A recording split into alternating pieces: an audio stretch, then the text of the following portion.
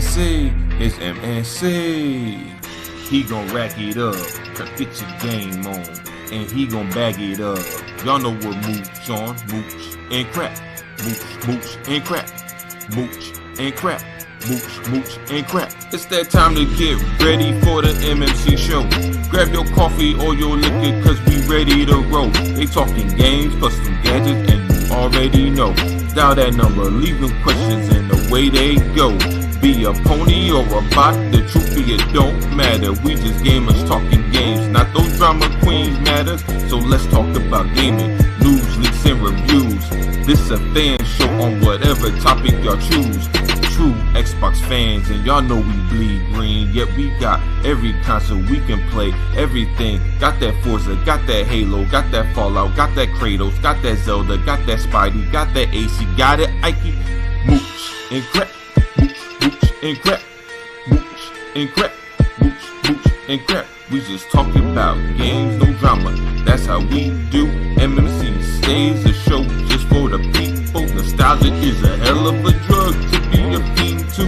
Gaming is the #1 hobby we all keen to. Mooch and crap, bringing gaming opinions and facts. MMC is back on the map. It's the best for show, and that's that. It's MNC, it's MNC, it's mooch and crap. It's mooch and crap. MMC is back. MNC is back. It's back. It's back. And y'all already know. Good morning and welcome to the MNC show, and we are live. Woo! Yeah, we're live. Man, it feels good. Feels good to be alive. What's up, everybody? Hey, everybody, what's up in the chat? Please like, share, and subscribe. Share it out, all that kind of good stuff. It is a Sunday, and we're slightly just past when we would normally start, right, Mooch? But yeah, pretty much on time. Yeah, pretty much, pretty good, pretty neat.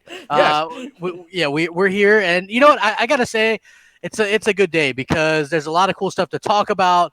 And I think, a lot of people are, kind of want to maybe express themselves. Again, I'd like to remind you, if you're just joining us, you guys are always able to call in and leave a voicemail.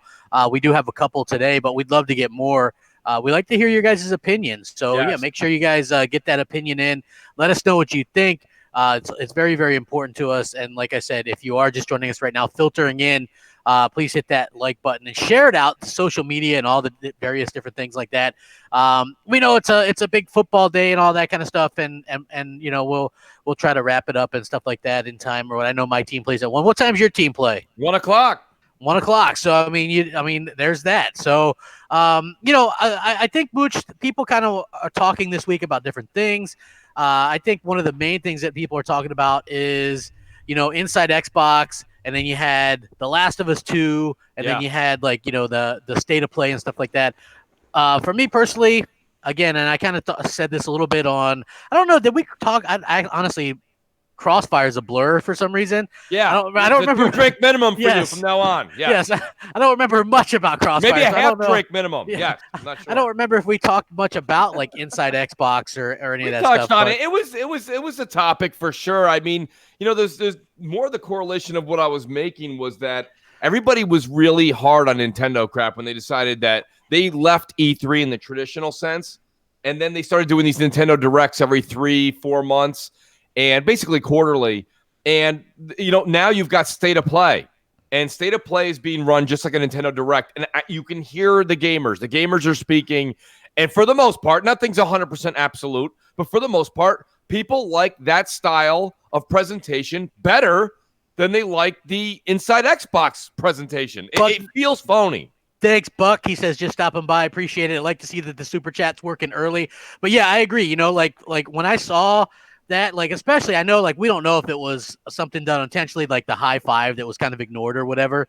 So we don't know if that was intentional or not. Right. But to be honest with you, that sums up Xbox for the generation for me personally. But again, I think that they can redeem that show if they just decide that it's going to be more for hardcore, because it's the hardcore audience that's really paying attention to that show. And they're treating it as if it's only meant for casual gamers, which doesn't make a lot of sense to me because, casual gamers don't watch stuff like that, So right. For me personally, I just thought it was a little bit weird the way that they handle it, and they still continue to kind of talk down to the audience and, well, we're going to do this and let's show off that. You know, it just, I don't like it. The hosts are kind of schmarmy and non-genuine, and Major Nelson looks uncomfortable more than ever. He does look uncomfortable, and I couldn't put my finger on it, but I'll tell you, you know, Nine Lives says, Mooch, I like the dev interviews on Inside Xbox. Nine Lives, I got to tell you, and I you know, a lot of people, you know, you got to remember there's vocal minority out there, but they're very loud. You know, they'll say, oh, that's great. But the thing about it is it's not that great. I think that the issue with the developers coming on Inside Xbox is it's too drawn out. They need to shrink that. If you want to have the developers come on, that's fine. But shrink it down to about, you know, 2 to 5 minutes. Just quick introduction, talk a little bit about the game, and move on. Yeah. Not this whole 20 minutes, 10 minutes. It's too much. It just feels like it runs on crap, and nobody cares. Yeah, I agree 100%. Like I said, you know who does it best, believe it or not, and everybody made fun of them, was Nintendo. Okay? Like Nintendo does they do their directs or whatever, and they're absolutely really so well done. And when you look at the way that sort of Microsoft and even Sony, I like Sony's kind of approach to it as well, but they have that inhuman factor. It wouldn't be bad if they maybe had a host just explaining to you what's going on. Right. I don't mind them not having a host or whatever, but I think Microsoft has too many hosts, and it's like you lose an hour. Yeah, you lose an hour to an hour and a half of your life just by kind of paying attention to that. So I do think that that's something that they can tighten up. They can fix it, but it's like it's going to take a little bit of time, and it's going to take some effort on their part. And they got to decide who they're going after. You know, are they going after hardcore? Are they going after casuals? Because casuals don't watch that stuff. You know, casuals are casual. That's exactly it, crap. And I mean, if you look at the way the show is kind of designed, I'll give them credit where credit's due. If they're trying to reach the casual, it looks like that on screen. The problem is the hardcore are watching that. My friends that are casual, nobody is racing home to watch Inside Xbox. It's a casual. They're not. Yeah. So you got to dedicate it to the hardcore. You know what the hardcore want? Game services, hardware. Game services, hardware. Game services, hardware. They don't want knock jokes. They don't want, you know, discussions upon, you know, what these people that are hosting their opinions. That nobody cares. The hardcore doesn't care about that. They just want to see the games, crap. That's really what it comes down to. Yeah, Nine Live says, is Major Nelson a germaphobe? He seems standoffish. What I understand was, because we remember when, what was it, the Xbox One X, I think, was launching. We had people that were live there at the Microsoft store in New York or something. Yes. Major Nelson was there. Like, he doesn't like to be touched or interacted with. You know, he like did his announcements and then was in his car and gone. You know what I mean? So from what I understand, like, I've never met the man himself, but I have heard that he's a little bit like that. So, I mean, you have to imagine, listen, we just do silly YouTube or whatever, but Major Nelson probably does take a lot of crap. Whether you like him or not, that's irrelevant, but he probably does take a ton of crap. Yes. You know what I mean? Like, and he has a pretty good sense of humor about some of it, you know, like the gloves or whatever. Like, remember, like, everybody makes fun of that, and then he's like, I even got my gloves. You know what I mean? Like, I think he, like, at least is self-aware. Absolutely. Of some of that stuff, because the best time I seen him was an interview, I think, with Greg Miller. Remember that, like, a year or two ago? Yes. And he was like, yeah, you know, people give us crap or whatever. And he kind of dished it back to Greg after all the years of the Xbox kind of, I wouldn't use the word Xbox hate, but definitely the Xbox just it doesn't exist on Greg's radar. I can understand that. It doesn't exist on Colin Moriarty's either, to be honest with you. No. Like, I was listening to Sacred Symbols. I was catching up on that on the way back in from work. And he's always like, yeah, this game available on PS4 and other platforms. He doesn't even call it Xbox, to be honest with you. Yeah. So, you know, that's a little bit weird to me. Well, on Inside Xbox, they don't call it an Xbox either. They just say on console.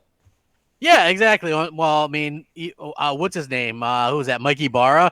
He just calls it a console or whatever. So, I mean, it just kind of is what it is. You know what I mean? Like, that's just sort of the way the cookie crumbles. If you're an Xbox fan, I don't mind it or whatever. But you know, it was a very interesting week because we got a lot of stuff that came out. Not only that, but The Last of Us 2, which according to Naughty Dog is going to be 50% bigger than the first game. It's going to ship on 2 discs. It doesn't have any multiplayer. This was a big to-do for about 24 hours, and then Naughty Dog's like, well, we are working on factions. It's just not going to be in the game. So kind of take that how you will. I took it as they're going to have the multiplayer, but it's going to be something that actually comes out probably standalone and most likely PlayStation 5 or PlayStation 5 launch, which makes a lot of sense, right? A lot of people say, hey, Sony lacks like multiplayer games and stuff like that. This is a good way for them to sort of get a multiplayer game out of the gate. And, and I think that that's going to be sort of a good idea for them because from what we've heard, they have what's going to launch like Ghost of Tsushima. Is that going to be a pushback? And I mean, it wouldn't even necessarily be pushed back because we haven't had a release date, but Right. is that a game that's going to be a cross-gen launch game for them? That's a brand new AAA IP. Maybe launch it with something called Factions or The Last of Us Factions or something like that. I think what they'll do, Crap, is The Last of Us, somewhat like a remastered, and then they'll have Factions. It'll say your long-awaited multiplayer is finally here. Now, the question is this. What are they going to do as far as charging? Are they going to charge $40 again for us that already own it? Is the multiplayer going to be free for those that own it? You can think about it. There's going to be a lot of people that don't pick up The Last of Us. They're going to pick up The Last of Us 2 with a PS5. So, and we heard on Friday, shout out to Gaming Forte, who works over at GameStop. He said his bet, he doesn't know, but he said his bet was that the PS5 will release with a The Last of Us 2 custom console.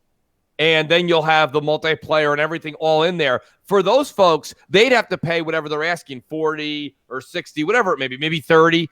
I think myself personally, just to show good face, really, I think you have to give the people that bought the game now, I think you should throw Factions in there. That's just an opinion. Yeah, like I think so too. You know what I mean? Like I think that would be like the smartest decision for them to do. Here's the thing, right?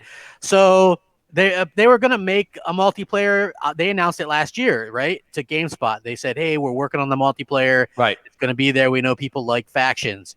And then all of a sudden they're like, nah, it's not going to be in there. Then they had to clarify because everybody, the outrage, and everybody was like, where's the multiplayer, blah, blah, blah. And then they're like, okay, well, it was getting too big for the game. So, it's going to be there. Just, have some patience and things like that. Again, I think it's going to be a PS5 launch thing. I think it's going to be probably $30 or so. I think it's just going to be something extra there for like PlayStation 5 gamers or whatever. I think it'll probably be available on PS4 as well. Obviously, it'll be like that cross-play stuff or cross-gen or whatever. But I just think that that's going to be a nice little thing.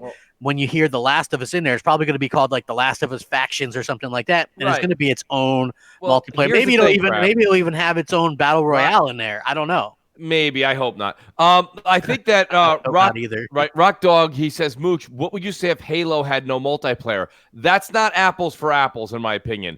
The Last of Us, listen, we can all say whatever we want. We can sit here and we can tear down Naughty Dog for not including the multiplayer right away. We can do that, Rock. We can do that. But hear me out. The Last of Us is The Last of Us because of the single-player game. Let's make that more clear now. That's like saying, what if Halo released without a campaign? Not if Halo released without a multiplayer. Halo's known for its multiplayer. Even more, I think, than the campaign. For me, it's the campaign. But for most that continue to play Halo for 1,000, 2,000, 3,000 hours, right? All the tournaments, the eSports, it's all Halo multiplayer. Halo, I agree with you guys. So if anybody in the chat goes, no, not for me, Mooch, okay? For me, Halo's about the campaign. Same here. I'm there with you. But really, we have to do an apples-to-apples comparison, and that would be if Halo releasing without a multiplayer, you know what I'm saying, is the same as The Last of Us releasing without their you know what I'm saying? Like that's the same thing. Because to be honest with you, campaign. My apologies. Like that's my point, is that Halo's campaign isn't what necessarily brings it up to its claim to fame. It's that amazing multiplayer. And for The Last of Us, it's the single player. And just let me say something as well. Remember, Mooch, I think maybe a couple years ago, I mentioned that it was rumored that Microsoft had been considering dropping campaigns in both Gears and Halo. Right. And I said I was staunchly against that, and I would have gave them hell. You're damn right. The difference is, like you said, Gears, it's on its 6th iteration. Halo's on its 10th iteration or whatever the hell it is. And those games are known for both, okay? I play Halo and Gears first and foremost for the campaigns. Me too. And I play Halo multiplayer very little. I do tend to dabble with the Gears multiplayer usually, but not in this new Gears for whatever reason. You know what I mean? I don't come across as a hater or whatever. It's just I think that's moved on past me or whatever. Well, it's not that. I say it all the But- time, and I see a lot of Gears fans, and even shout out to Crispy Bomb who was on. And crap, I don't know. I think your new mic, we can hear you breathing on that, so the people in the audience are mentioning it. But I got to be honest with you. Even people that are big time Gears fans, they'll say, I asked Crispy. I said, would you admit that Gears 5 multiplayer is really a almost not quite, but almost a carbon copy of Gears 4 multiplayer? He goes, you could say that. You could say that. I mean, there's definitely differences. There's definitely subtle differences. But I mean, it's basically the same thing. So me putting whatever it was, 50, 75, 100 hours into Gears 4 multiplayer, I don't feel that urgency right now with Borderlands 3, Mortal Kombat, pardon me, Modern Warfare around the corner. There's all these games coming up. I don't feel the need to jump headfirst into Gears 5 multiplayer. So that's my thing on that. I just think that with The Last of Us, we've got to put the personal feelings and console discussion to the side for a moment. I'm not saying you can't bring up other points, but for a moment, The Last of Us 2 is by far known for the single player. And you've got Naughty Dog that put this thing on 2 discs, people. So it wasn't like you're just getting a regular run-of-the-mill. This is going to be a lot of content.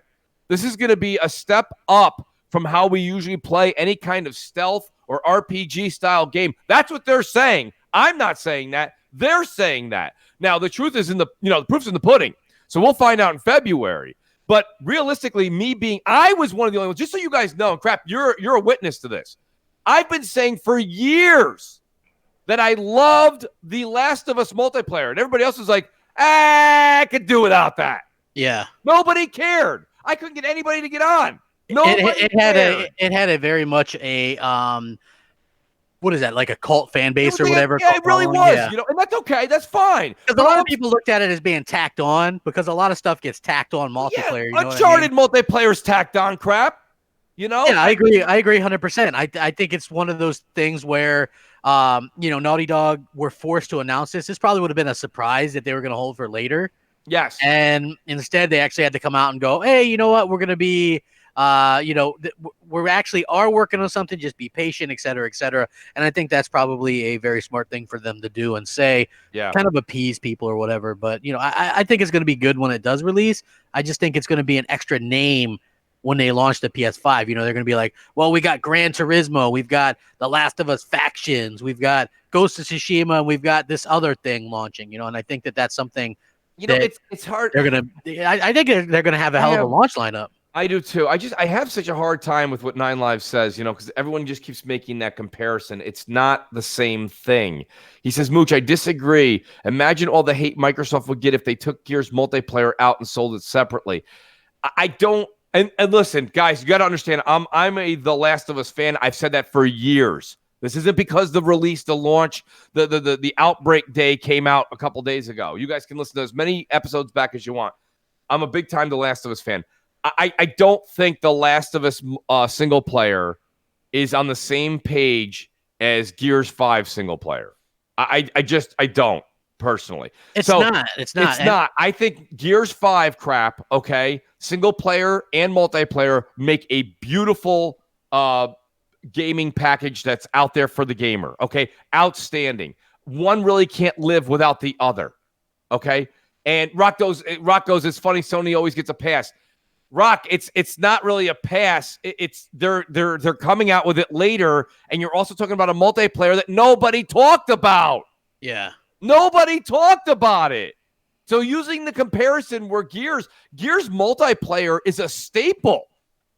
It's a staple. It's not apples to apples. You guys are just creating what about this? What about that? What about this? That's not only that, but you it's think like about what you're asking. It's foolish. This is the second and probably final game in this franchise, and the other one had a multiplayer. Granted, 6 years ago. Like I said, this is the 6th iteration of Gears, 10 iterations of Halo.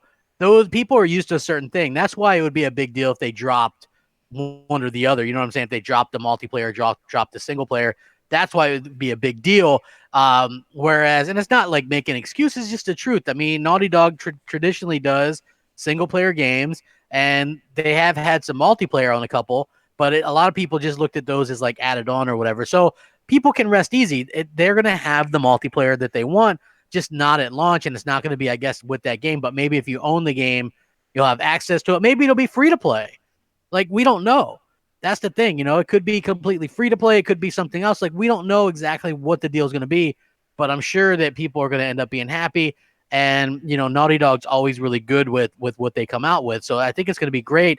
Let me see. Sir X-Man says, can you name one exclusive from Sony that does MLG tournaments, and then name the exclusives that Microsoft has and tournaments? Xbox wins. Tournaments like He's talking about eSports, I believe. Yeah. I think Street Fighter 5 is still in some of those, right? They might be. I'm not sure. I think the only other thing is the Call of Duty championships, but I don't know if that counts. I mean, they're using Sony platform because of contracts, but I don't know if that necessarily counts. I don't know. Yeah, I don't really. Honestly, I love. Listen, there's a lot of things over the generation that I've grown to love. I love, like last night. Like, I got to be honest with you. So exhausted. Didn't get home till really late last night. I really wanted a game.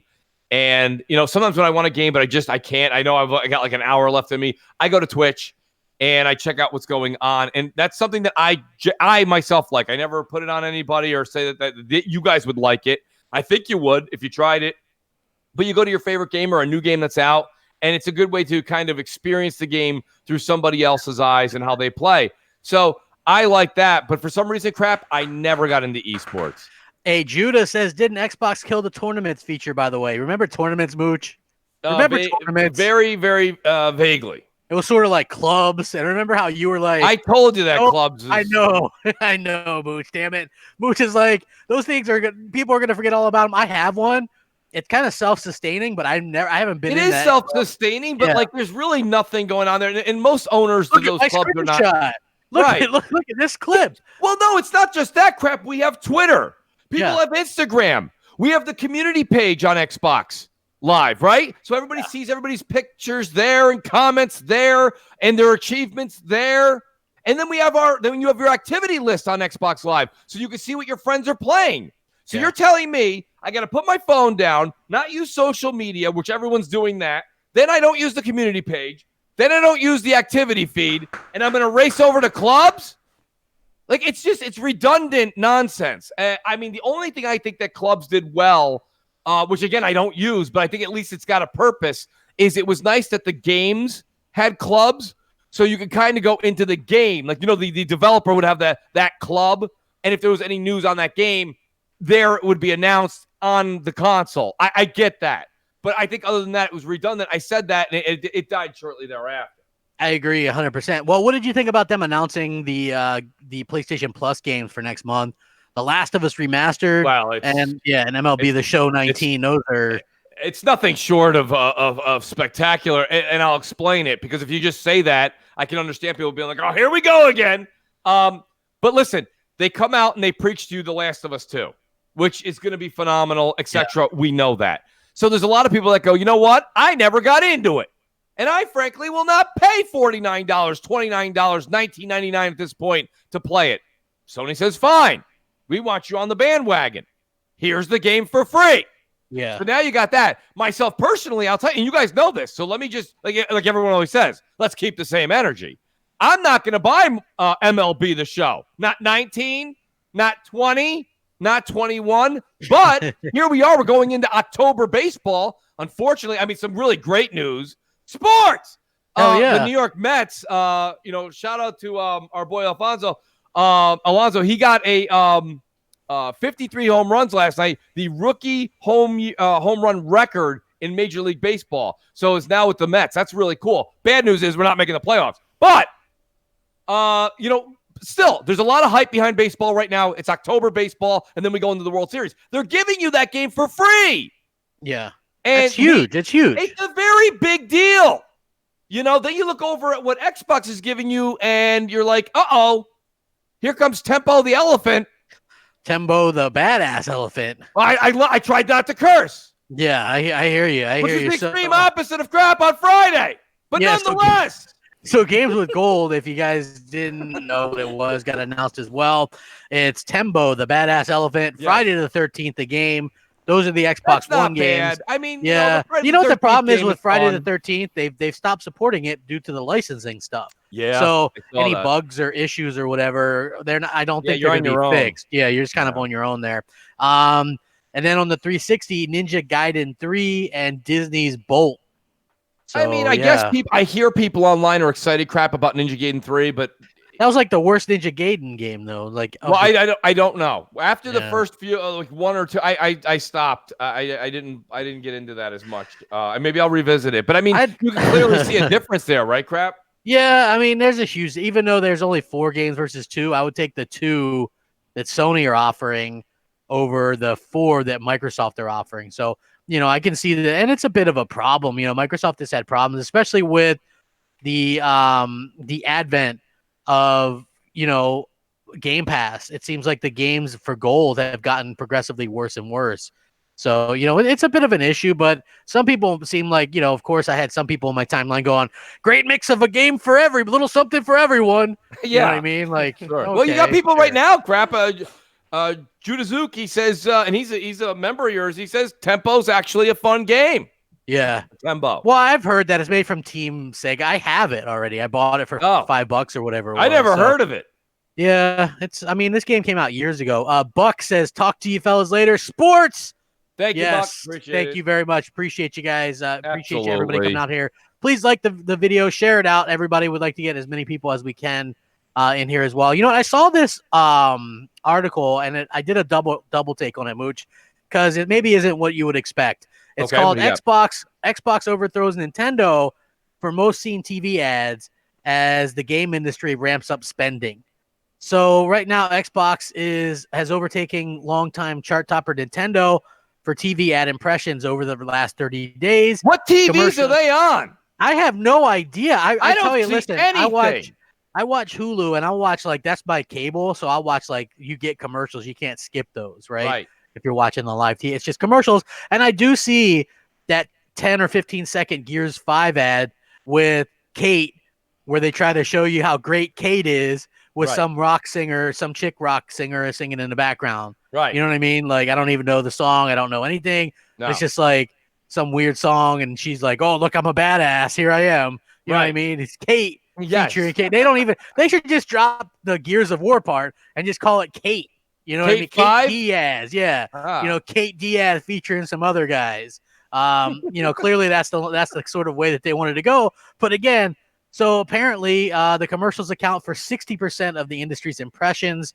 Football, both college football and NFL, was a huge driver of impressions for Xbox as well. So that's very interesting as well. When you look at this, I'll be watching football all day. I'll try and keep a counter of what I see between CBS, Fox, and then later on tonight on NBC for the late game. And I'll watch. I always do. I'm not saying I don't see any, but the point of the matter is it's not necessarily is there a commercial out. It's when. Yeah. And we're at a certain point in time, guys. I know we all half the time we talk about being in this state of mind of nostalgia, and the rest of the time we talk about what's going on today.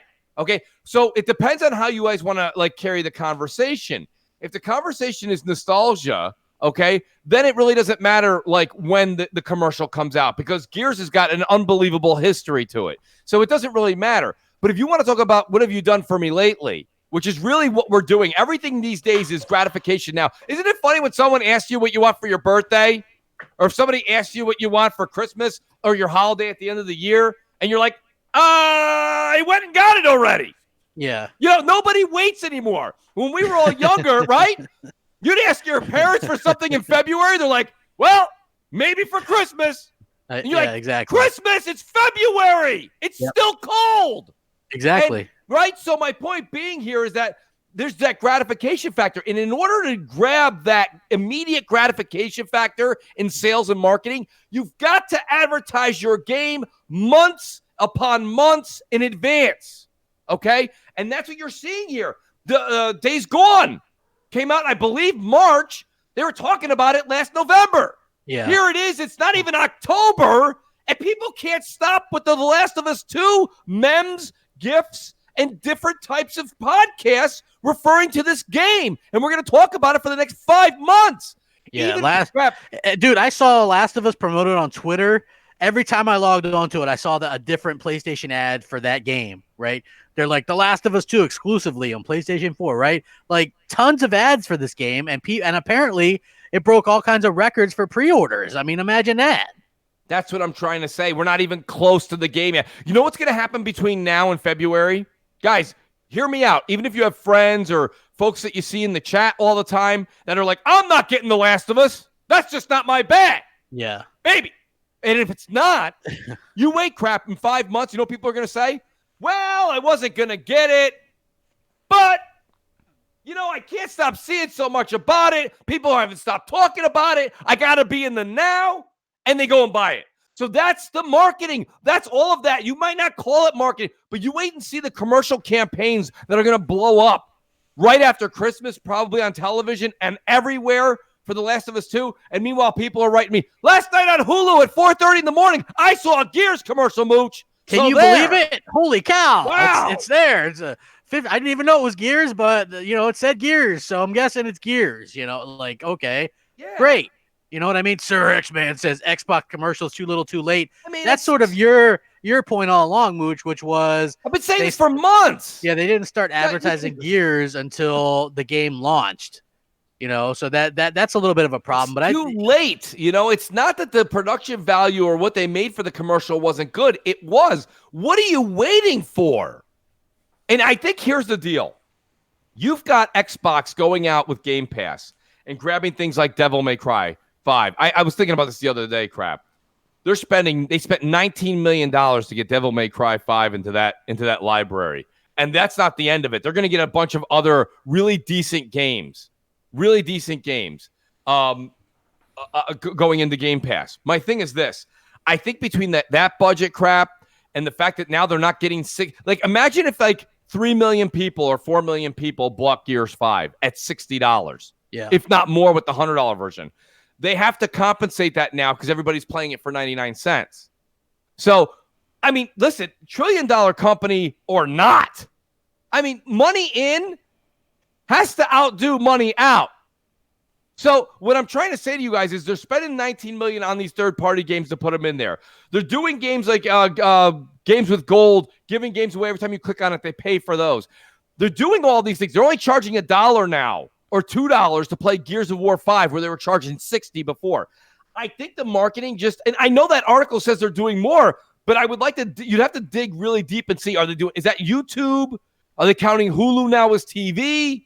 Like, where is that all coming to fruition? Where are these numbers coming from? Maybe the East Coast just isn't their market. Maybe I'm not seeing it. I certainly would think you'd want to promote in New York. It's not like I'm in the middle of nowhere. Hey, I've seen commercials, and I am in the middle of nowhere. So there you go. Well, I don't see very many. Yeah, exactly. So, I mean, listen, it's going to be interesting to see how this works out. So, anyway, let me think. Let me talk about something that I know you probably are going to want to talk about. Let's talk a little bit about some Google Stadia and xCloud. Absolutely. So, Microsoft, they announced their xCloud initiative. You can sign up for that or whatever. Yeah. I did just for shits and giggles or not. whatever. No. No, I did just. Well, you don't still have available.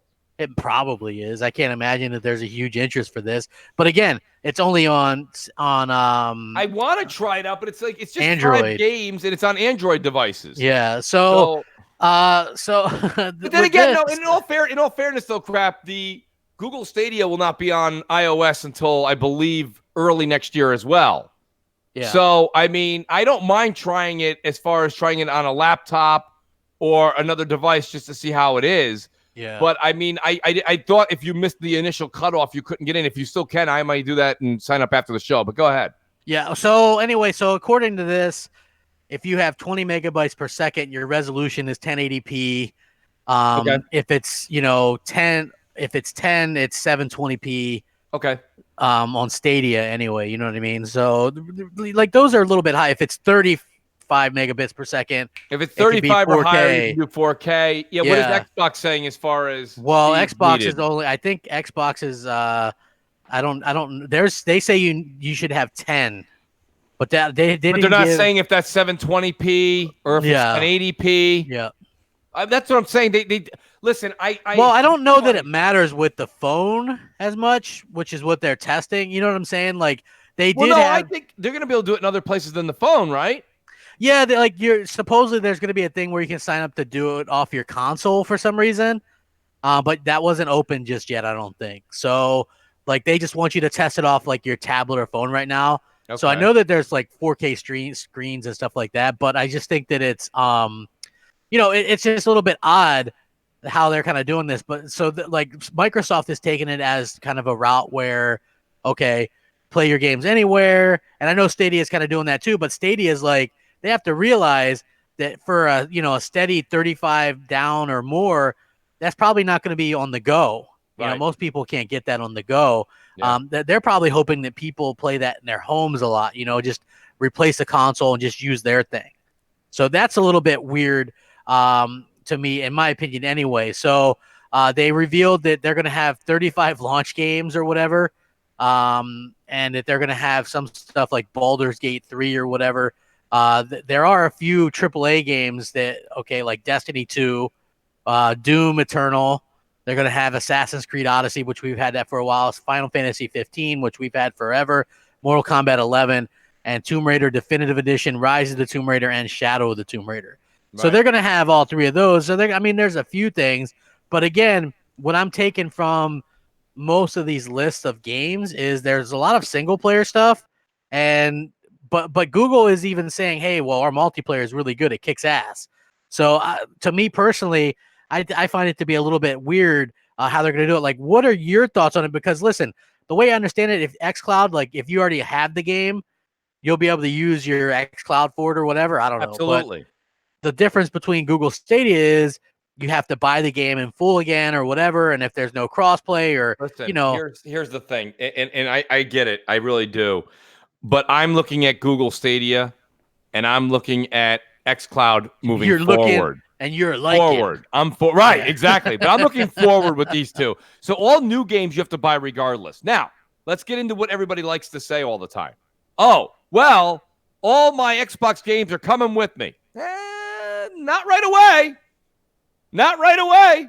Well, they mentioned, what's funny? It's going to be a while, crap. Here's how Microsoft mentions stuff, right? All the games could be available like right out of the gate. Developers don't have to do anything, but if they allow it or not. Compat crap. Yeah.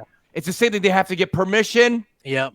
They've got to work for it. They got to go out there and get signatures. Yep. They've got to cut deals. It could be licensing issues. My point being is this. Google Stadia, day one, 14 countries, 40 games. Do you have to buy them? Yes. Most of those 40 games are new titles. They're new titles. Borderlands 3. I believe you're going to end up getting Destiny 2's new Shadowkeep. Okay? You're going to have whatever that other one is there. Not Baldur's Gate, but I think even Baldur's Gate may be on there. There's a bunch of games that are going to be on there that are all coming out starting from September 1st and moving forward. You've got the, help me here. Watch Dogs will be on there. The new Watch Dogs. So there's just like my point being is it's all about moving forward. That's great. If Xbox wants to give us xCloud and we can bring all of our old games with us on the road, great. Great. We're all in. I'm in. But what I'm saying to you is what I'm seeing already in 5 games, all first party only, 3 countries, not even Canada. I got to be honest with you. It looks like they're not ready for a while. For a long while. And what I mean by that is even if they go semi-soft launch end of next year, which is fine, they're going to have their first-party games and at most probably I'm going to use like the back compat world, maybe 25 to 50, maybe third-party games. And that's by that time, Stadia is looking to add on 10 a month, 15 a month. They're not going to stop the ball rolling. And they are working on, listen, and again, shout out to J-Dub. He said it on Xbox Nation and he said it on Crossfire. The one point he makes is you can go ahead and snicker and laugh right now at the 6 or 5 exclusives that Stadia is offering on their Stadia service. But, they all started somewhere. When this generation started, I couldn't get enough people telling me, Mooch, I know we don't have a lot of games right now because both of them, Sony and Microsoft, were in a little bit of a lull. If you remember back early on the generation, we got Max and the Curse of Brotherhood.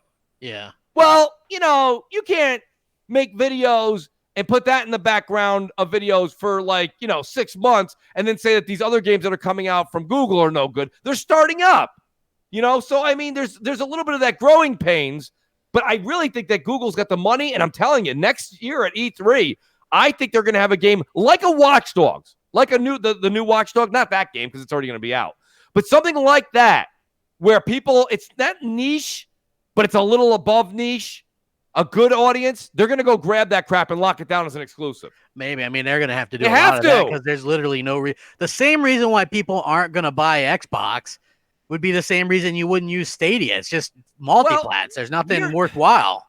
Here's my thing, crap.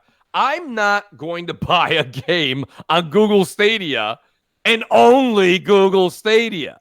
Yeah. I'm not. But let me tell you something. That's capital LOVE. Okay? I love Borderlands 3. Yeah.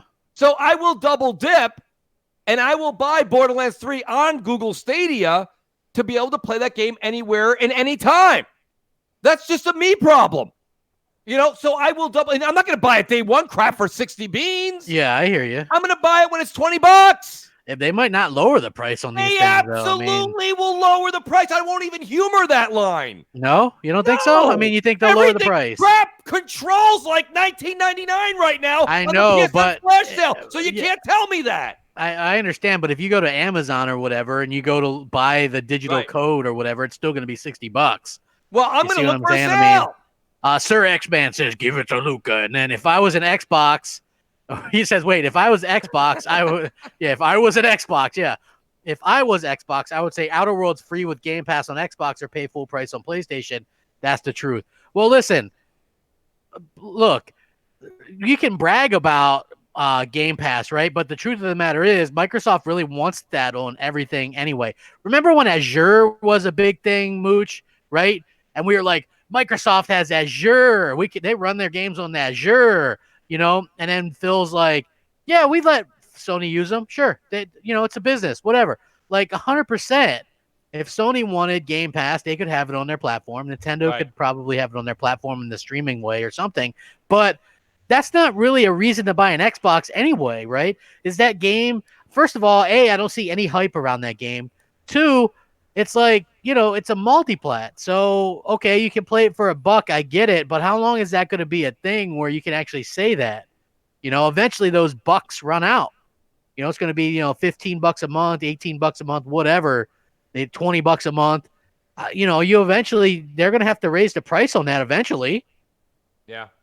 I mean, again, I don't see a lot of that's not a huge deal. If that was Grand Theft Auto, then maybe. But we're talking about Outer Worlds here, a new IP, an unproven new IP by some independent startup of 2K's indie publishing. I got to address some of these the guys in the audience. You guys are speaking with pure emotion. Ned Flanders says, Mooch, Google won't be having any sales for the first 3 years. Their sales will be putting a game on the subscription service. Fine. Fine. So I'll pay the $10 a month and I'll do that. Maybe I won't. That's ridiculous, preposterous. You're telling me they're going to have a store like Microsoft has, like Sony has, like Epic has, like Steam has, like Nintendo has, but they're not going to have any sales? Borderlands 3 will be $60 for the rest of my life on Google $60, boy. Forever. You better believe it. Lock it in. Come on, guys. You have to understand. And then you got 9 Lives who says Google's going to have a short leash on Stadia.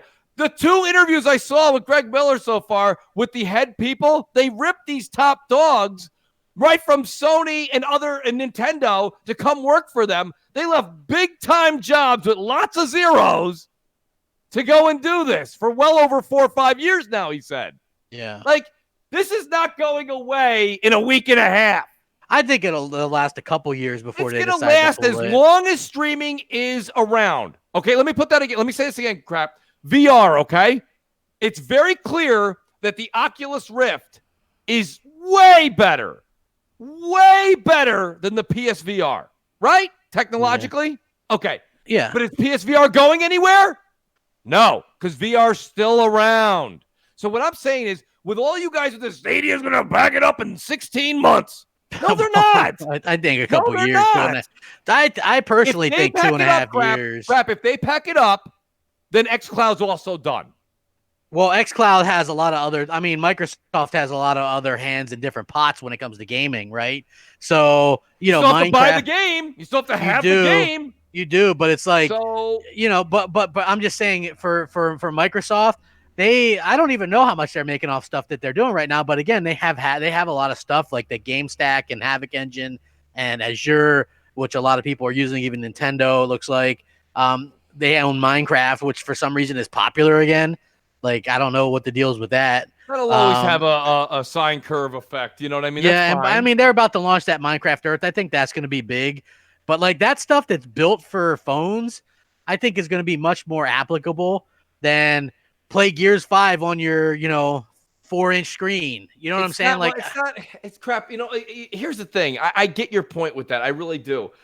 I don't want to play I don't want to play Borderlands 3 on my phone. Who the hell would? Right? But, okay, there's times I have to sit in LaGuardia, JFK, Atlanta, and you know what I'm doing? I'm making small talk with the person next to me, being like, "Oh, that's a nice coffee. Oh no, 2 sugars, a little bit of cream. I don't like too much. It's not good for me. Shut up!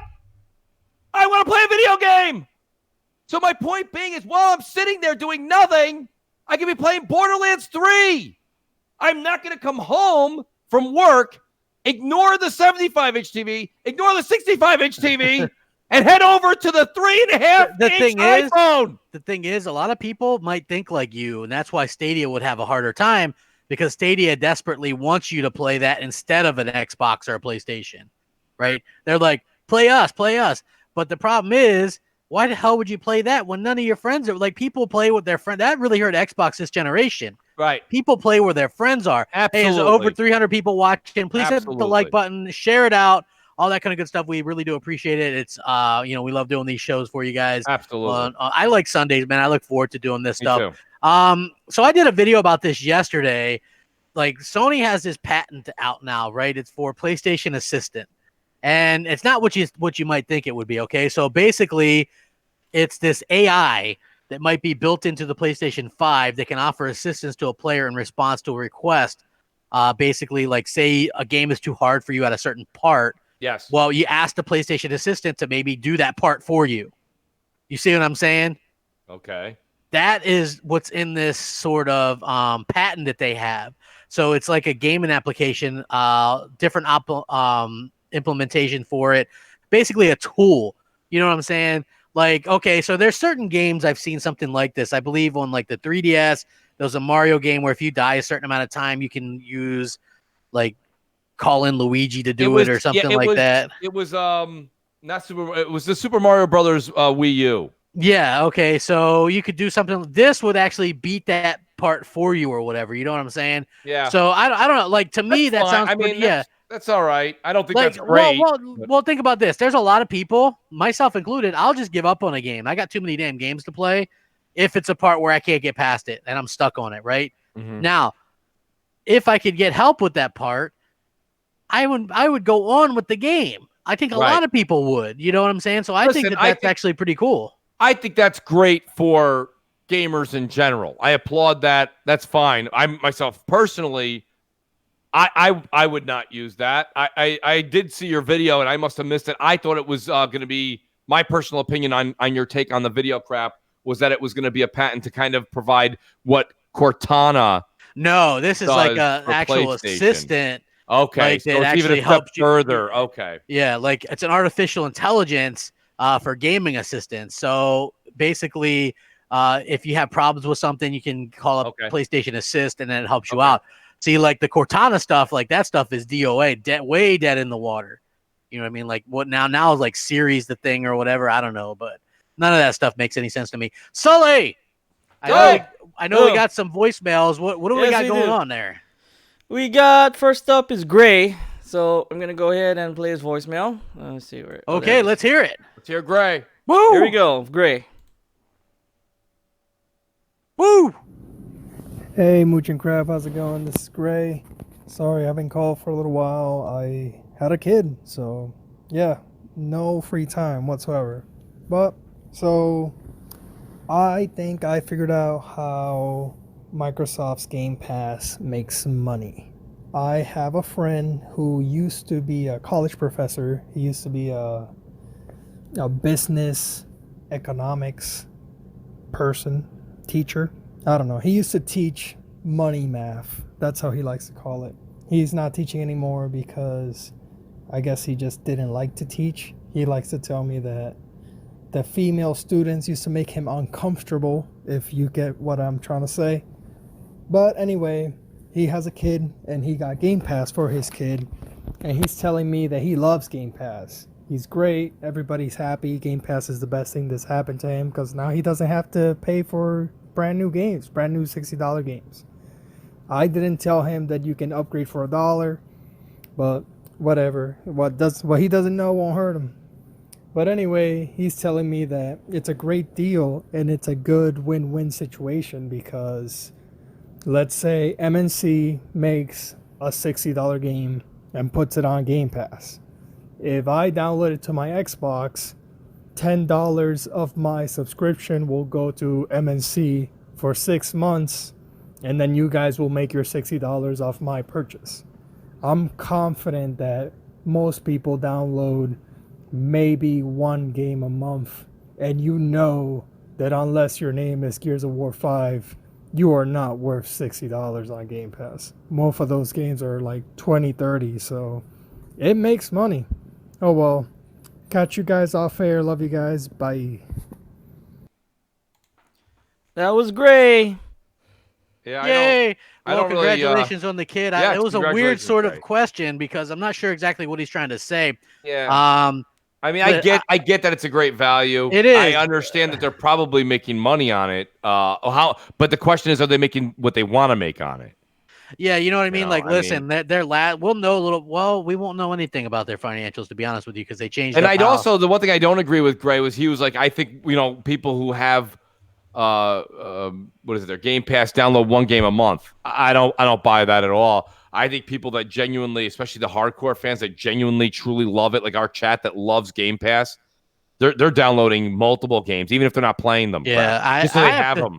I have to be honest. I have Game Pass, and I've had it various times before. Like, I got a year of it, and I never used it. Right. And I have it now through 2022, and Yeah. I don't think I've ever used it. I've only used it now, and I don't know if this actually counts because I already own the game, but I did play Gears 5 on my PC, and I downloaded. Well, you already owned it, though. But I already owned it, Yeah, so I so guess that's- that also doesn't count. Yeah, it doesn't count. So I have not yet. I have not. Exactly. Like, I don't used even it. search. I don't even search the thing. No. You know what I mean? Now, my brother, you guys know Hellheimer. I got an interesting story about him as well. Like, right? So he doesn't use the PS4 that I loaned him, my original PS4. Right. Right? Because I got the Pro or whatever a long time ago. So I was like, yeah, you can use it. Like, whatever. Then I saw that there was some good deals going on at GameStop. Maybe I'll trade it in. Okay. So I was like, hey man, can I get my PS4 back? I was thinking about like trading it in or whatever. He's like, yeah, okay, here you go. And he gives it back to me. No power cord, no controller. I was like, dude, what happened? And he goes, I don't know what happened to the power cord. He's like, the controller I threw away because it broke. And I was like, really? You know what I mean? Like, have you ever had anything happen like that? And that's why I don't loan my stuff out very much, Mooch, is because people, just kind of don't take care of my stuff. That's never changed since we were all kids, right? Remember, you let your buddy use a PlayStation game or even a Nintendo cartridge game? Yeah. Man, that thing never came back. I remember one time a buddy of mine borrowed a Super Nintendo cartridge game from me, and I looked at the bottom. You used to be able to see like the circuit card kind of, it used to stick out a little bit. It didn't stick out past the plastic. It was on the inside. You could see it. Yeah. And I'm like, why is there literally a quarter of the card missing? He broke it off somehow. Exactly. How do you break off a piece of that card? Judah says, I don't think Xbox Game Pass is making money. All this marketing, buying rights to games, giving it away, infrastructure, lost sales from people that used to buy games every month. Well, here's the thing. Right now, it's not really making anything, but I think they're just trying to get people hooked for a long period. Now, Mooch, remember people were like, there's this amazing glitch with Game Pass where it'll transform all your stuff for $1, right? And everybody's like, it's a glitch. It's a glitch. It's a glitch. It's a glitch. Let me tell you something. If that was a glitch, Microsoft would have cut it back immediately. Yeah, the fact of the matter is this. And they fix it. Yeah. Microsoft are proactive when it came to this. That's why they changed around their metrics for success. That's also why they allowed this to happen, because you have 15 long months between AAA exclusive games. They knew this. Yes, you go from Gears in September to Halo in November or whatever. That's a long time between AAA exclusives. Yes, yeah. I want to make that clear. I mean AAA exclusives, because I don't want anybody to go Flight Simulator, Battletoads, Bleeding Edge, Ori. Yeah. Like, I get it, right? There's these little tiny pissant games, much like how everybody was talking about Blair Witch. Remember Blair Witch, Mooch? Vaguely. Yeah, Crossfire X. It's like, do you even know what Crossfire X is, Mooch? I do know what it is. I don't know much about it, but I do know what it is. Exactly. Like, people will throw these games out there. Like, that game's not going to be an Xbox exclusive for long, just like Blair Witch. I got a feeling that Ori is going to be, Ori 2 will go to the Switch at some point, right? Like, people are playing, I've seen people playing the Switch version of that. And then I read the article, and Greenberg was like, yeah, the studio came to us and asked us if they could do a Switch version, and we said, sure. So, I mean, what's to stop them from going to Microsoft and asking if the second version can be ported to Switch? I'm not saying right away, but at some point, right? I don't know if necessarily it wouldn't. Why wouldn't it? Exactly. Why wouldn't Ori 2 go to the Switch day and date? I don't see why it wouldn't. Exactly my point. Nintendo's willing to do it.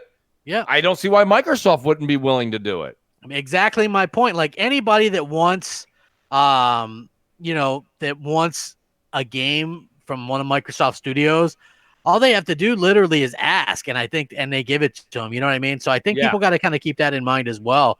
Like, Microsoft wants to make money. It's all about business for them. That's all it is. So you got to keep that in mind. Sully, who's our last voicemail? We only got a couple. I'd like to get the last one. Go ahead and taken care of. We got Omega. Omega's up next. So, all right, let's hear from Omega. All right, here we go. Here's Omega. Do it. Hey guys, what's going on? Long time no talk. It's been a while. I'm the proud new father of a baby girl, actually. She's 3 weeks old, and I'm running low on stamina, much as you can hear. I just want to share my thoughts on The Last of Us multiplayer. I'm a little disappointed. Obviously, it's not going to be coming right out, but hearing through the grapevine, obviously, something is going to be coming out. I have a feeling it's going to be something that's kind of in the same universe, kind of like a standalone, much like how they have Apex Legends in the same universe as Titanfall, but a little bit separate. What I'm theorizing what they're going to do is they're going to pretty much expand it completely, where you can be able to create your own character online, much like how they had with factions. You know how they had blue dots circling around in the multiplayer, and then they would say random names of people who got sick and died. I have a feeling they're going to expand that to an actual hub world where you can actually roam around your actual camp and interact with people. And then I can see them having a separate hub world, much like with Dark Zone. You can go out in the world, scavenge for parts, scavenge for food, etc., and run into player versus player, much like in Ubisoft's game, The Division, or you can run into AI components and combatants as well. Obviously, I know they're probably going to bring back factions, the PvP. I can see them throwing in a horde mode, and then also the one thing that probably makes sense for The Last of Us is Battle Royale. You can scavenge, you can get weapons, etc. I have a feeling this is probably going to launch on PS5, but also be a free upgrade for the people who bought it on PS4 as well. So this is pretty much what I'm theorizing. So they're just kind of going to expand on it. They're going to have a character creation mode. They're going to have a hub world like the Dark Zone where you can go out and do different things and scavenge for parts and help your own camp and everything. They're going to have factions that is back. I wouldn't be surprised if they have some sort of horde mode, and they're probably going to throw in a battle royale because, well, battle royale just makes sense for The Last of Us because battle royale is The Last of Us and The Last of Us is the battle royale. Anyways, I wish you all well. I bid you adieu. That's a goodbye and a good night. That was Omega. I Rock like and roll. Another one that had a kid, huh? Congrats. Yeah, congrats, Omega. I got to be honest, I like where he's going with that. I hope his vision is what Naughty Dog plans. I know what he's talking about, too. Battle Royale. Those blue circles that he's talking about in the factions were just, those were like random people in your, supposed camp. And if you, won, you got supplies and this and that. You brought things back. Your camp flourished. And if you lost with time, your camp would, be diminished and get taken over. It gets hit with famine and health issue. But I think that's That's a great idea. Listen, can I see Battle Royale? They might throw that in if they're making a complete multiplayer package. And like I said, what if it's a free mode to play right from the start? Yeah, absolutely. So I mean, listen? Let's be honest. The crafting, the world. Maybe they would make it. Listen, we no longer have to have 100 people, right, in a Battle Royale. We've had many Battle Royale games now where we're playing with 50 people in it, or 60 or 80. The number always changes depending on how the developer feels it should be made. I would love a Battle Royale with, 20 or 30. Make it less. Make the map a little bit more cramped so that, there's constant interaction, more skill than just hiding in the bushes for, an hour and a half. So while you wait for the clock in the circle to count down. So there's a lot of things Omega mentioned, Crap, that I think that the Last of Us 2 could do for their multiplayer. I'm going to say this again. I'm okay with it only for one reason. And you have to hear me out, guys. One reason and one reason only. The fact that they're giving us a multiplayer. If Naughty Dog said we have zero intentions on making a multiplayer, period, you would be hearing a different mooch right now. Because to me personally, I like that multiplayer. I did. I would have been very disappointed. Can I wait now from February, and then you got Cyberpunk, right? And then you got another great game that's coming out. I think you got the Avengers game. There's a lot of games coming out over the next, 5, 6, 7 months. So my point being is I can wait. I would actually, you know what I would encourage them is don't wait till September, October, November. Release that multiplayer in June of next year and let everybody enjoy the fruits of your nature, okay? Over the summer while we have our summer, just kind of like our summer, whatever they call it there, slum or whatever, where we don't have any new games. Yeah. Let us play it. Let us have some fun.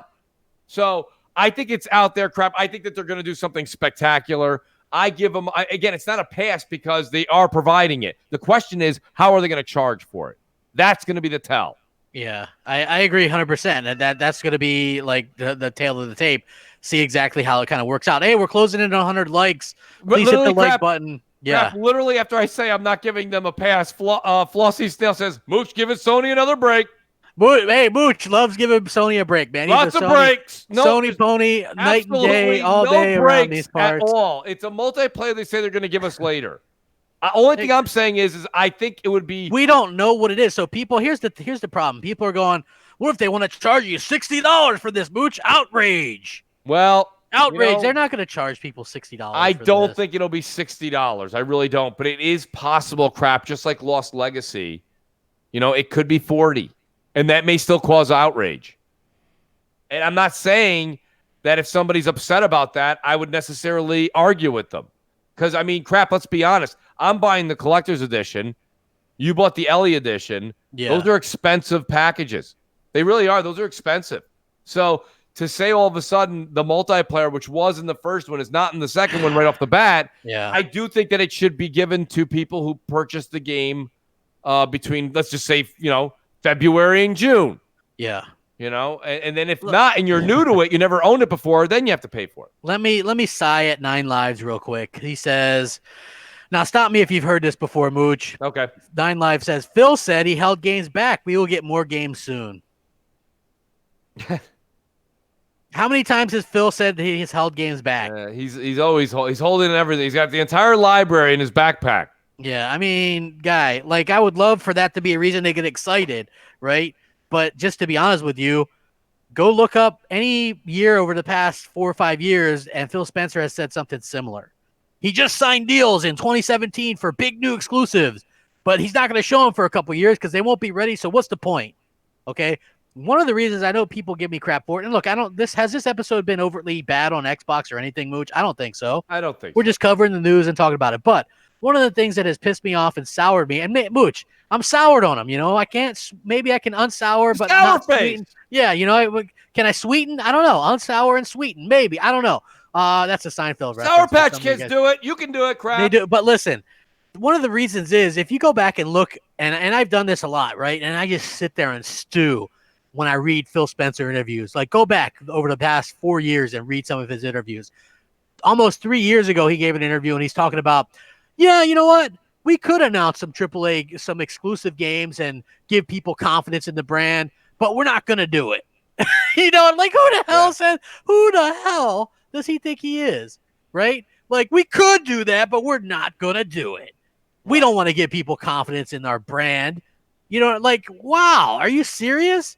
If people want to know what Sony does, and again, I have not always been on board for the way Sony shows things a little bit too soon, but that's confidence in your brand. That's people having confidence. I'm going to buy a PlayStation 5 because you know they're going to come out with those bangers. Yeah. Right? People don't have confidence in Xbox. It's like Sega level of confidence right now. That's a big problem. Sir X-Man says Red Dead rated for online. Look what happened. What happened? I don't know. I think what he's referring to is the fact that Red Dead's online was postponed, came out later. It wasn't really received well. But I got to say, again, that's not an apples to apples comparison because let's be honest, before the game even released, before the single player even released, we all said the same thing, right? We were like, oh, you know, it's going to be just more cowboys on horses, and what are they going to do? And I don't think I want to do that. So I don't think the online mechanism for Red Dead Redemption 2 was being that hyped. And it was funny because Flossy Snail here in the chat, he says, I got to just show you crap because it's kind of comical. He says here, the upcoming E3 will be the best Xbox conference ever. And then I said to him, Flossy Snail, you said that same thing in June of this year, and he came back with, well, Mooch, I was right. Listen, I don't think this year's E3 that Xbox put on was anything phenomenal. You know, I think I gave it a C. I didn't think it was great. I think it was very safe. I thought it was okay, moderately entertaining, but nothing that I left ranting and raving about. Yeah. So I don't, Flossie, I mean, again, listen, you don't have to come on the show and agree with me. I like your points, and I'm not here to change your mind, but I got to be honest with you. I need to see something. I do think I do agree with you that next E3, we will see more than we saw last year. Crap, I mean, listen, regardless of the puns or the jokes or the old articles or the sayings or the Phil quotes, I mean, next year is a hardware release for both companies. We're going to see games that we haven't seen on Xbox. Whether you like them or not, that's yet to be determined. But you're going to see games, I mean, that's just, I would bank on that crap. Yeah. You know what's funny, Mooch? And this is something that kind of bugs me too. I'm reading this Polygon article right now. Yeah. Rod Ferguson just tweeted it out, which, I'm fine with that. But listen, Rod Ferguson is like latest interview talking about designing Gears 5 for Game Pass. This is direct contradictory to what Rod said that Matt Booty told him when it came to stuff. Just design the games that's blah, blah, blah, and then let us worry about stuff. Remember I told you about that? There was an interview not too long ago. So now Rod's like, oh, so we did design Gears 5 for Game Pass after all. You know what I mean? And basically, it's a lot of the stuff that really kind of how I worked it or whatever. So he's like, they're talking about like how they made it more quote unquote accessible for noobs and stuff like that. And it's like Gears of War is a type of franchise where you'd expect dedicated players to roll their eyes at talk of accessibility. But Rod Ferguson says players are actually happy to have the noobs around thanks to the jack roll. He says, when we did on Versus, the Versus community on Gears is seen as somewhat hardcore. You go in, you wall bounce, you take a shotgun in the face 5 times, and you quit. Yeah. So one of our mandates was we designed a new mode that was more welcoming called Arcade, which slowed down movements, increased weapon variety, made it more rewarding to get kills, and made it easier to get kills. What we did to Gears 5 is the best of our ability, we try to remove as many barriers as possible just because we knew we were going to have such a diverse audience coming in, more diverse than we've ever had before. So basically what he's talking about in this article is how if you pay $60, people are going to be sticking around a little bit longer for sure. Right. But the fact that this is basically a free game means that you have to work to keep people playing or whatever. But that doesn't really work for Gears, in my opinion. So that's just super weird that literally a couple months ago, we heard how they didn't have to change anything because their games are going to Game Pass. And now he's like, we're designing this Gears specifically for Game Pass. Yeah. Right? Like that, to me. The mixed I mean, personally, at the end of the day, I don't really have a problem with what they did. But it's that mixed messaging crap. It doesn't matter if it's Rod, Phil. I mean, I remember it was a week ago or so, maybe 2 weeks ago, you were reading a quote, and I said, well, who said that? Yeah. And you said Aaron Greenberg. And I'm like, well, they've got so many different people talking. Honestly, I don't, and I did see that recently Xbox went and hired Sony employees to come over and work their marketing. What does that tell you about Aaron and his crew? Well, it depends on who. I don't know what Aaron is. He first party? I don't know. No, the minute you ever ask anybody what Aaron does, they're like, he's the head of marketing. The minute you're like, well, the marketing department is not doing that well, maybe Aaron needs some. That's not Aaron. Aaron doesn't do that. So when it's a good thing, he's the head of marketing. When it's not a good thing, he's not the head of marketing. He does something else. And I'm like, all right, I've given up on that. So when Aaron I listen to when Phil speaks. I listen to when Mikey Barra speaks. That's about it. Matt Booty is he's the head of the game studios, but he's got it. All those game studios are now like his babies. You know what I mean? He's got to take care of them. So you can't ever ask a parent, which is your favorite kid? Well, all of them.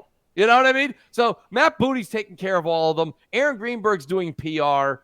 It's really, and that's why you don't see Mike Ibarra speaking up so much lately, because when Mike used to speak, sometimes he got in trouble, but I got to be honest with you, Mike spoke the truth. A lot of the times, Mike spoke the truth. So when Mike Ibarra speaks, my ears are wide open. When the rest of them, Night Live goes, Aaron Greenberg is trustworthy. I'm not saying he's not trustworthy, but you can see there's been contradictions in the past when Matt Booty said something, then Aaron Greenberg said something, and they contradict each other. So it's just it's happened so many times. And listen, if they were giving their opinion, shoot, I'm all for it. But when you're telling the consumer this is what's going to happen, this is when it's for sale, this is what it's going to be, and then it's not, and sometimes it's the polar opposite. Yeah. That's when you scratch your head. You're like, okay, from now on, when Aaron says something, I'm going to take it with an amazing amount of salt, a grain of salt. It's just not, I'm not going to take that and run to the paper with it. Yeah, I get it. I'm just saying, like, for me, like, the differences are kind of there. Ned Flanders says the problem with the Xbox staff is they care more about the diversity quotas than their product. Scarlet reveal was, see how diverse we are. Well, I think that's like a lot of things nowadays, right? It's like we're inclusion, we're diversity, we're this, we're that. It's like, I don't know, maybe, for me, it's just gaming is about the game. Like, this is what I always say to people. Gaming is about games. That's why it's the title of gaming. Games, gaming, get it?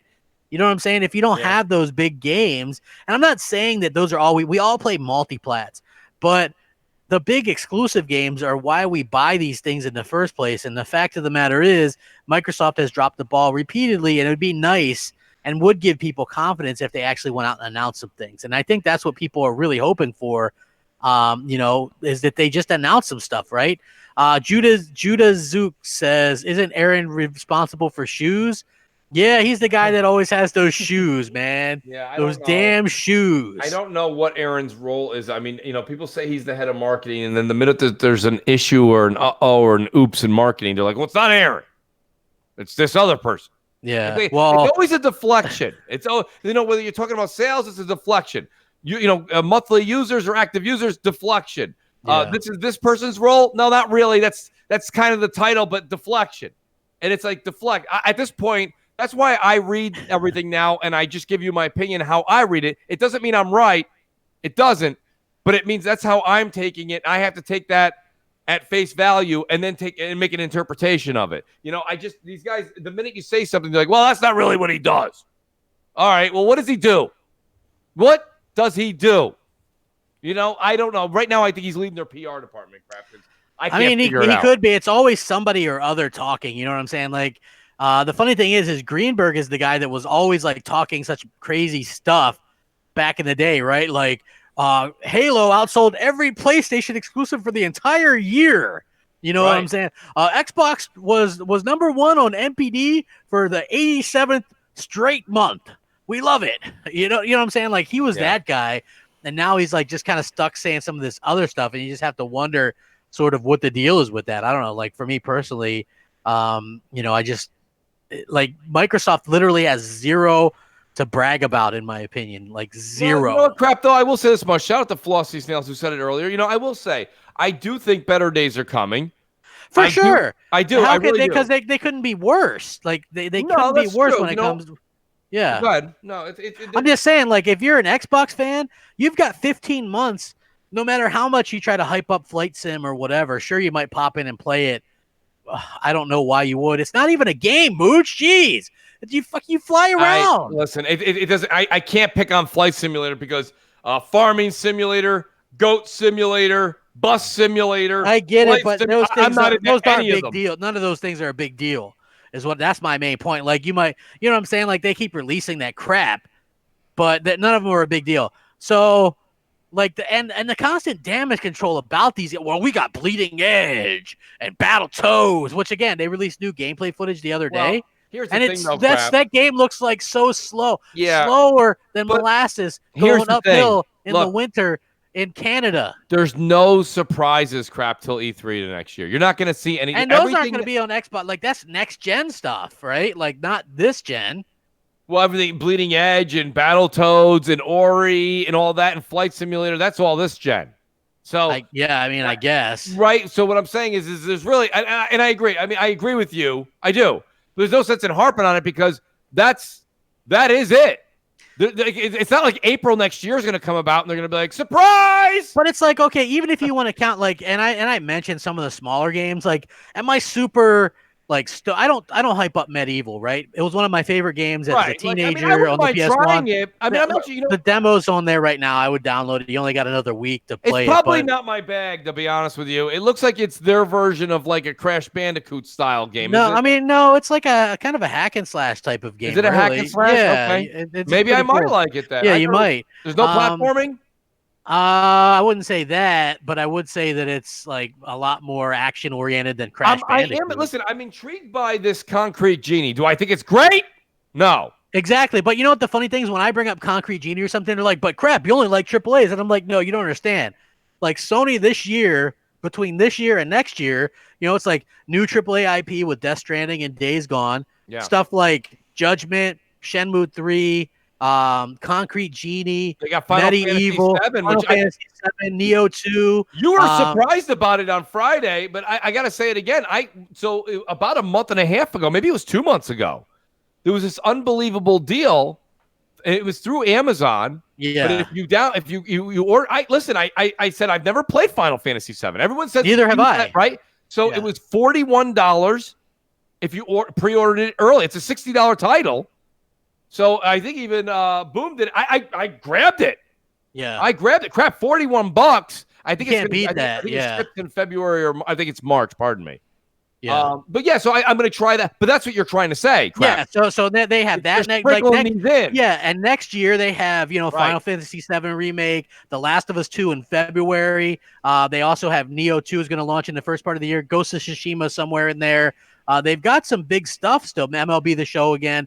So they've got like these bigger games still coming out. Right. And Microsoft has 0 bigger games coming out. And that's a big problem because look, Nintendo has a lot of stuff coming out and it just goes with the show, like basically how Microsoft failed to prepare. Like they shouldn't they? Okay, if you're a football team and I'm just using this as a comparison. If you're a football team and a baseball team and you had a crappy season, don't you try to end it on a few big wins?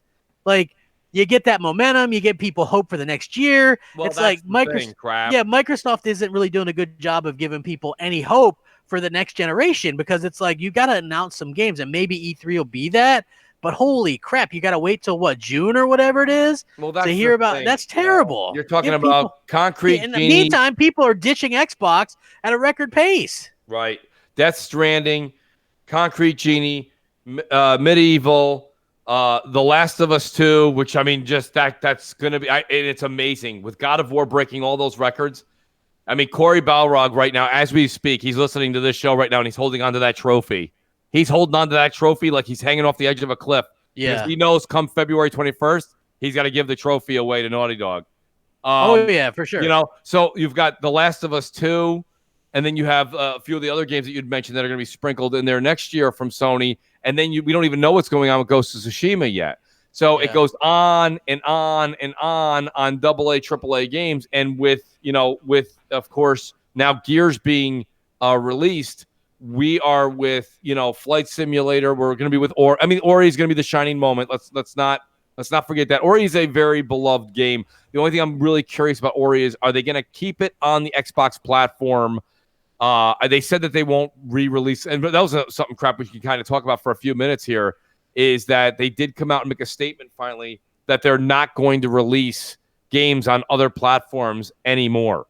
So that would kind of kibosh Ori 2 going to Switch day and date. Would you agree with that? Day and date, yeah. He's like, we're focused. Like he speaks like how, you know how like Blair Witch, like those little, or how like, you know, they're like, right now we're focused on this version of the game and we're looking forward to making that the best launch we can make it. That's what that sounded like to me.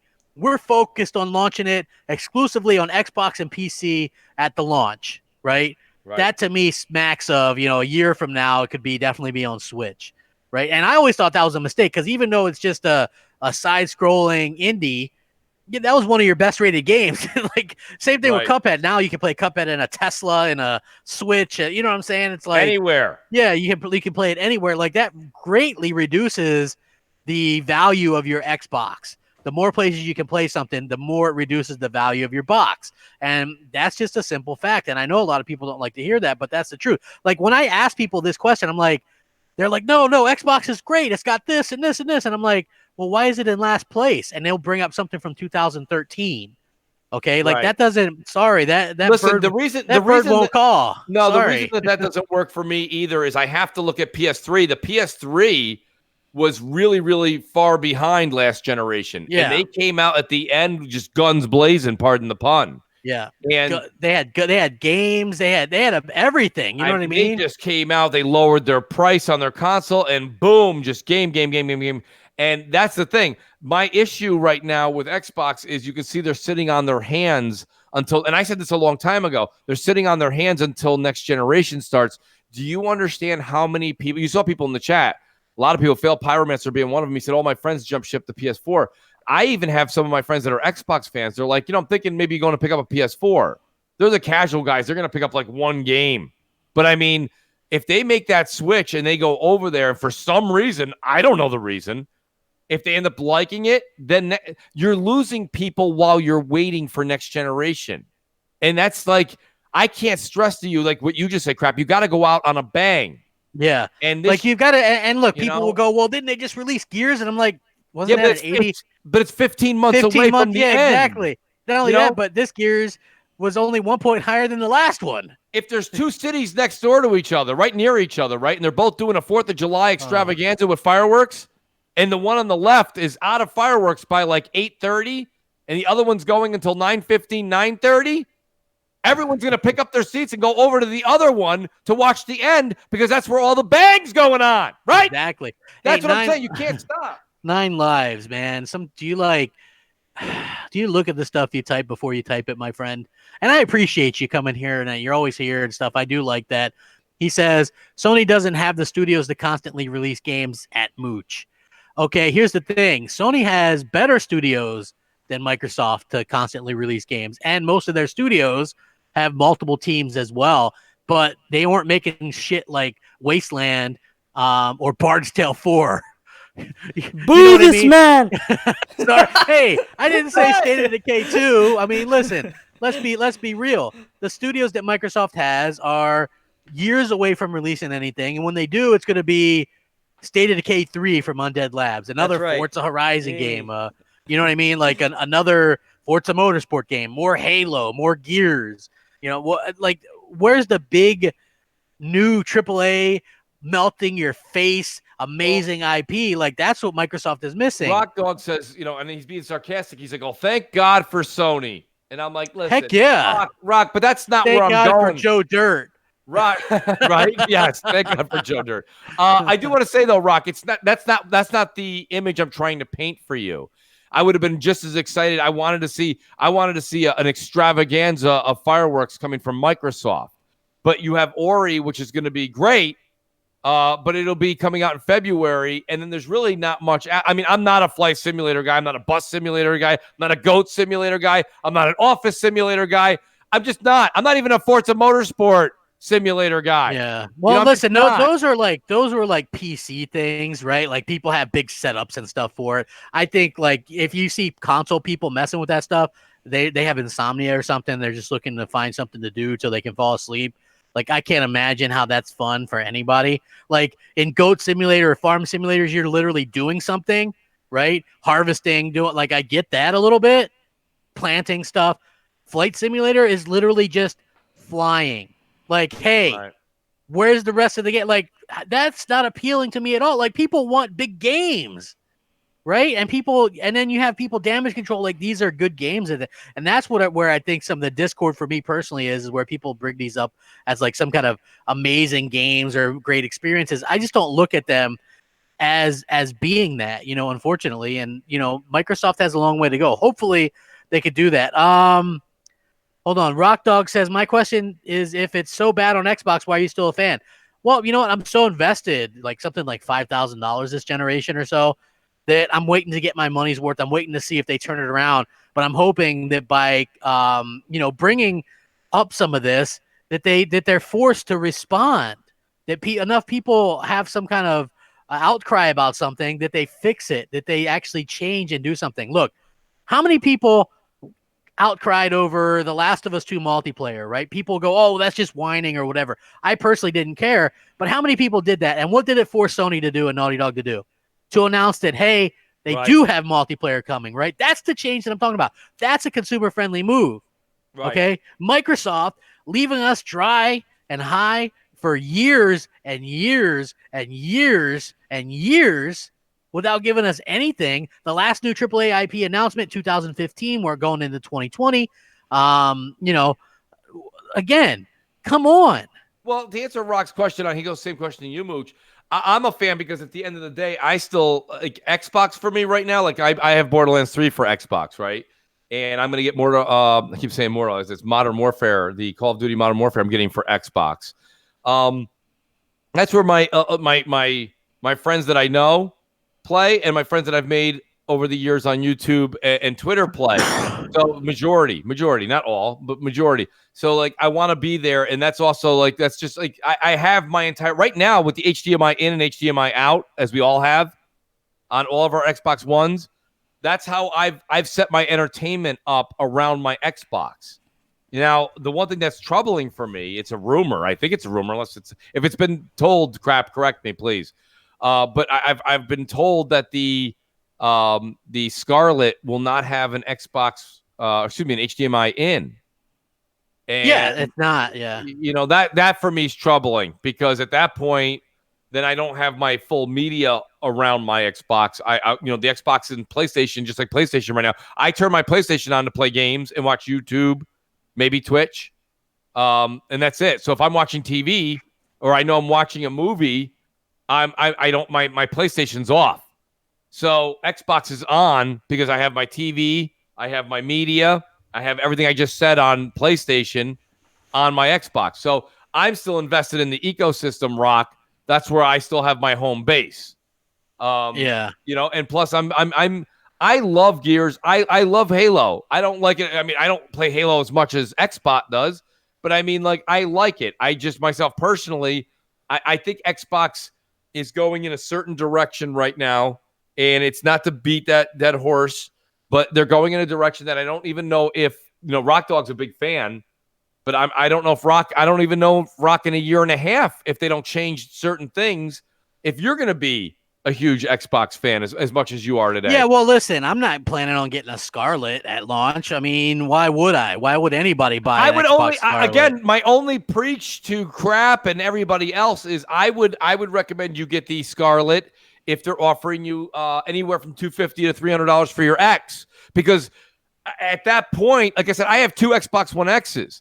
If they give me, let's use the lower end. It's not fair to use the higher end. Let's use the lower end. Let's say they give me $250 each. Well, I'm going to box those up and get those back there. That's $500 in credit. You know what I'm saying? Yeah. So, I mean, then I go grab two Scarlets, and I'm paying what? That's $1,000. Let's say they're $500 a piece. That's $1,000. So I'm going to get two Scarlets for the price of one. It's going to cost me $500 for two. So it's just, again, but there's not really a ton of no, but it's going to take me 3, 4, 5 years into the future. Crap. It's I mean, listen, here's the thing. If you don't want to go do that, I'm not talking you into it. My question is this: you're eventually going to get one. Are they going to do a mid-gen upgrade again? Because I personally, for me personally, I truly, in my heart of hearts, do not believe that we're going to get any of these new AAA games until 2023, 2024, somewhere along those. So we're going into 2020. So you're still, 3.5, 4 years away. By the time that happens, they could be getting ready to come out with a new revised version of the Scarlet or whatever. You know what I'm saying? So I think those first 3 years are going to be completely reliant once again on Halo, Gears of War, and Forza. You know what I'm saying? And I think that I'm not looking forward to that. I don't want that. And I get it, right? Sea of Thieves developer Rare is going to have a new multiplayer game, and there's going to be a couple double A's from Ninja Theory. Well, you're going to see Ninja Theory, right? And then you're going to see the Initiative put something out. Well, the Initiative is supposedly working on a new IP. I mean, that could take 5 years. Right. You know what I mean? Like that just my personal opinion is like that stuff takes time. And, Microsoft needs to realize that people deserve to hear something that's coming sooner rather than later for a change, right? Right. Like that's all we're getting is, more Halo, Gears, and Forza. Like people are like, oh man, that another Halo to launch a console with, unheard of. It's going to be great. It's going to sell a bajillion copies and a kabillion consoles. Like it's not, listen, Microsoft's big problem is they use these, they rely too much on these games. You know what I'm saying? You got to have other things in the mix, and that's going to hurt them long term. Like people are going to look and say, well, from what I understand, and I was listening to Colin Moriarty's podcast, Mooch, and he's like, this is probably the Last of Us game, which is why they put so much content into it. It's going to end it, blah, blah, blah. Like Naughty Dog likes to do something and move on. Okay. You don't want to overstay your Seinfeld could have taken a couple $1 million an episode to do another season. Absolutely. That's a great analogy. He left on top, right? You don't look Breaking Bad. I don't really like that show, but they ended that show. It wasn't canceled. They ended it because he hated it where shows would overstay their welcome and stay around too long. Again, Halo, I know people like these games, but have they stayed around too long? You know what I'm saying? Or are there too many of them? Like, I feel like one Halo game a generation is fine. We got that, but it was such a bad campaign. And then Master Chief Collection was broke. And then we get the little iPad game and, you know what I mean? And a Halo Wars. It's like, you got to, like a Halo once a generation is banging, I think, right? You keep the quality up. And then maybe let them do another IP as well. I have absolutely no problem with what Naughty Dog. I agree with Colin, to be honest with you. I would agree with that. I think they're working on a new IP as well. Naughty Dog is. Well, they listen. You start getting into the 3, 4, 5, 6, 7, 8. You start falling asleep even counting them down. So I think that after a while, you've got to create something new and stay fresh. And tip your cap to Neil Druckmann. We used to say things like, "Oh, he's full of it. He's so pompous." But guess what? You know what? You can be as pompous as you want. Damn right. When you're pumping out that kind of quality, hit after hit after hit. Boy, that guy was right. He was just 3 years too early. Exactly. You know what I mean? So, like they're doing a wonderful job, man. And listen, I think Xbox, if they can announce some stuff, they'll be okay, but they've got to get out there and announce some things to get people excited, because you look around and just like, I know people put on that brave face for YouTube or Twitter or whatever, like, oh man, I love it. I've been playing these Xbox games all generation and I'm so happy. It's so great. Yay. But inside they're dying a little bit each day because they want something new. Here's the just thing, as much as everybody. They can't release or say anything until E3. And it's not the wait till E3 thing, but what are they going to do? Like a random Tuesday in April? Exactly. It's so exactly. Listen, they could say we are working on a new Fable. Okay, like why not do that? Like that to me would make a lot of sense. Okay, I could see an inside Xbox where they do a huge reveal drop, but really has nothing but just the reveal that they're officially doing it, and then that makes E3 that much more hype worthy.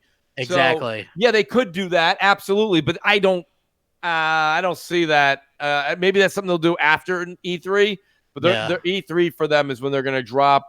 I think you're going to see Playground Games' second game crap. I think you're going to see the Initiative's work, and I think you're going to see Ninja Theory. There's your three wowzers right there, and then you'll see DLC on things like Obsidian's work and DLC on other companies that they've acquired. Maybe something from Tim Schafer or something, but I mean, like, it'll be something that they're AA. Well, they're AA games. Yeah, I mean, like, you know, But, people are asking me in the chat. They're like, "Do you think, Sony's gonna have a better E3 than Microsoft?"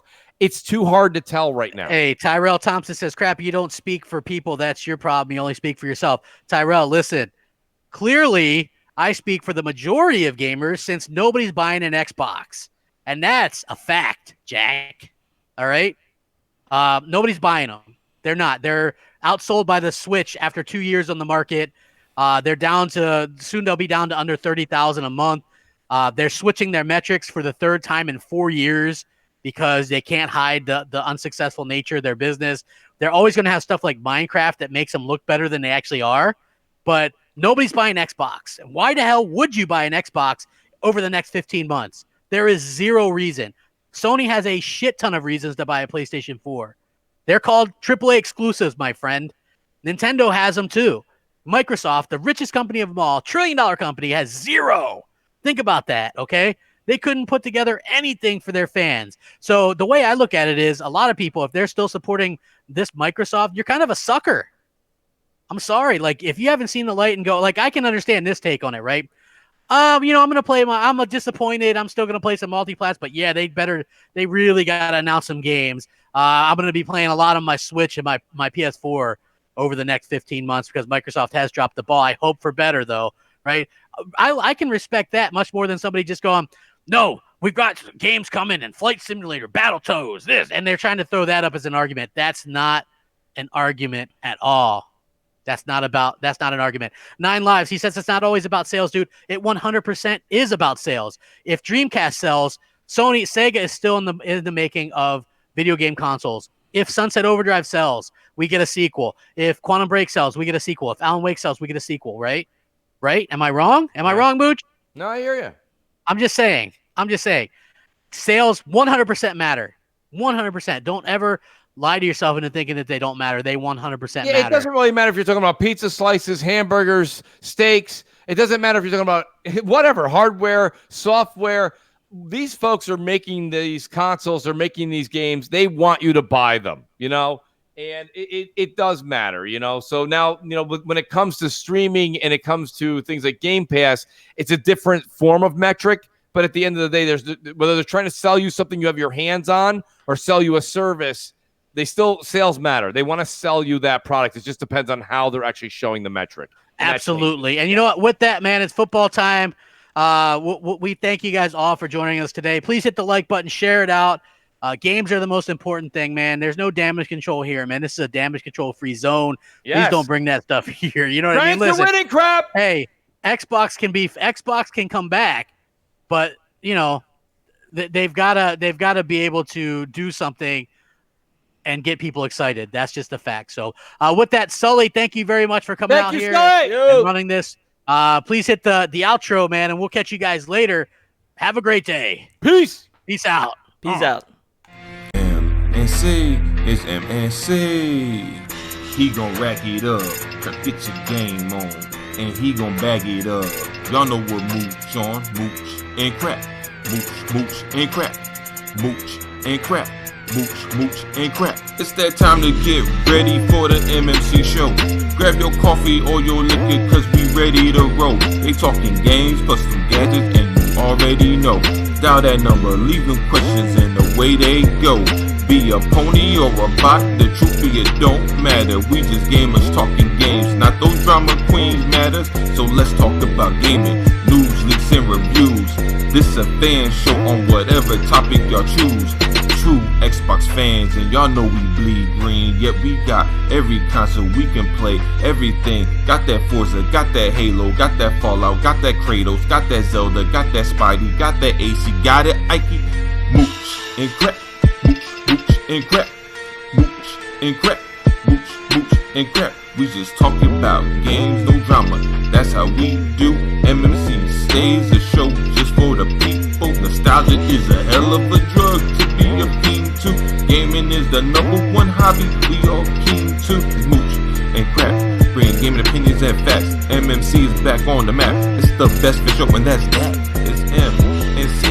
It's M and C. It's Mooch and Crap. It's Mooch and Crap. MMC is back. M and C is back. It's back.